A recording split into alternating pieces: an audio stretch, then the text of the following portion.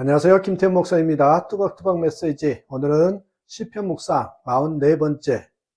사람이 실패한 이유는 이것 때문이다. 사람이 실패하는 이유는 이것 때문이다.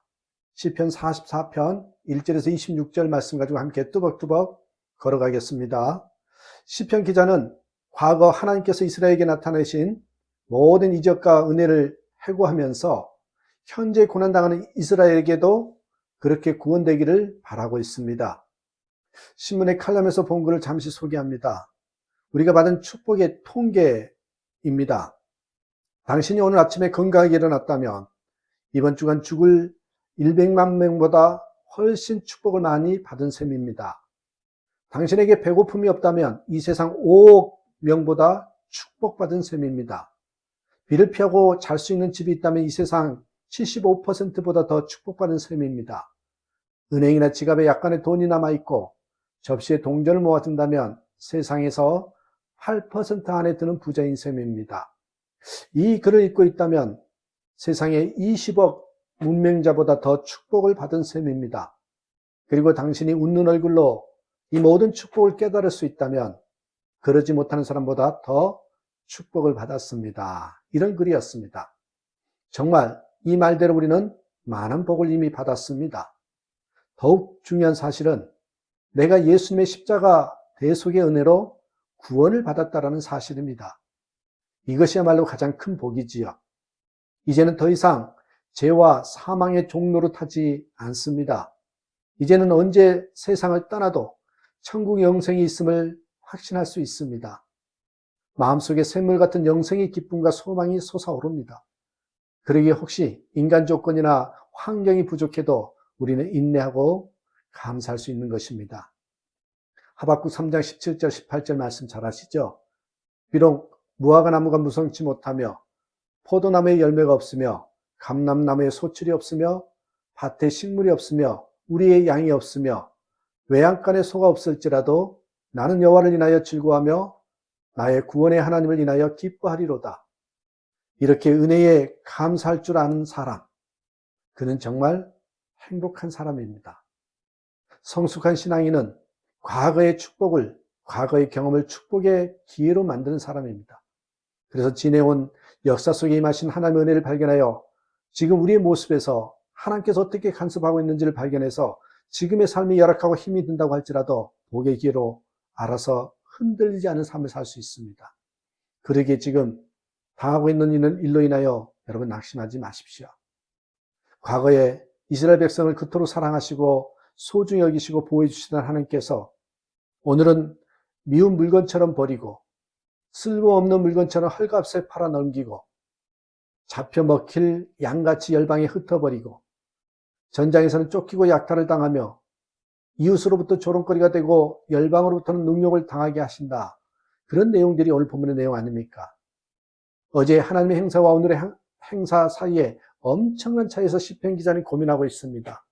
이러한 신원 중에도 이스라엘은 17절, 18절, 20절을 쭉 내용 보시면 주를 잇거나 주와 맺은 언약을 어긴 적이 없고 변심이 되어 주의 길에서 이탈하지 않았으며 하나님 외에 다른 신을 섬긴 적이 없는데도 맹수가 들끓는 남의 땅에 이스라엘을 팽개쳐 버리셨습니다.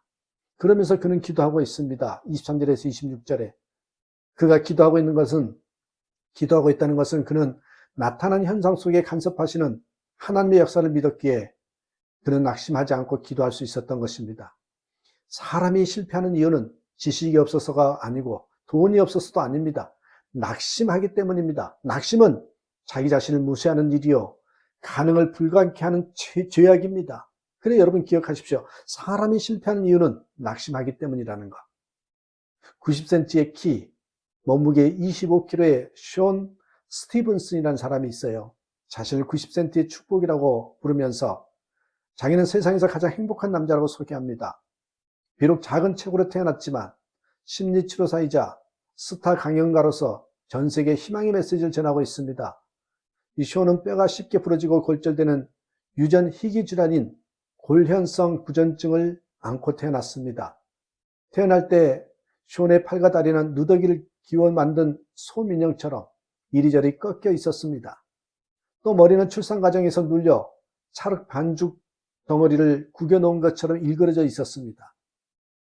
이 아기는 24시간 안에 죽는 편이 낫다는 의사의 절망적인 진단에도 불구하고 쇼는 32세 청년으로 아직도 살아있습니다. 평생 휠체어에 의지해야 하는 처지지만 자신의 쓰임새를 다 하고 있습니다.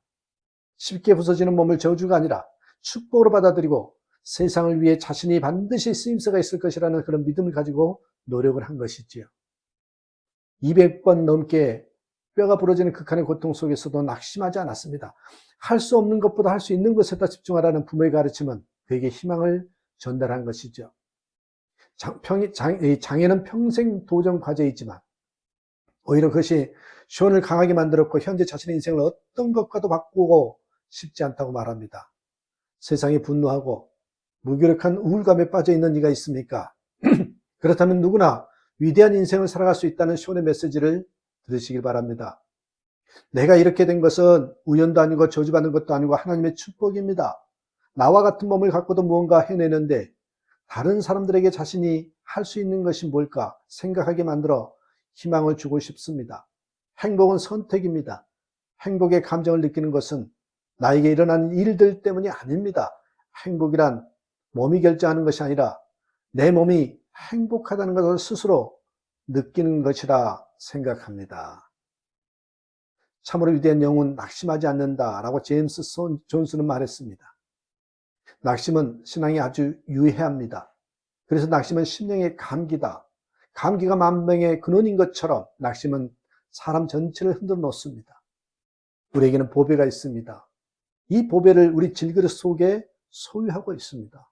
바로 보배이신 예수 그리스도이십니다.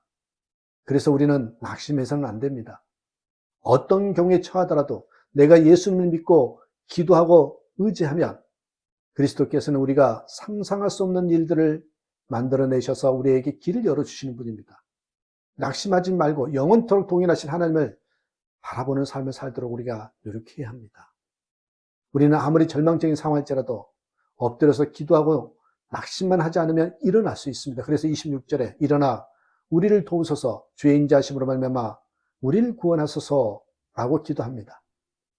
기도는 낙심된 마음을 물리치고 선한 싸움을 싸우게 하고 믿음을 지키게 하고 받은 은혜를 잘 보존케 합니다. 그래서 기도하는 자는 복 있는 자이지요.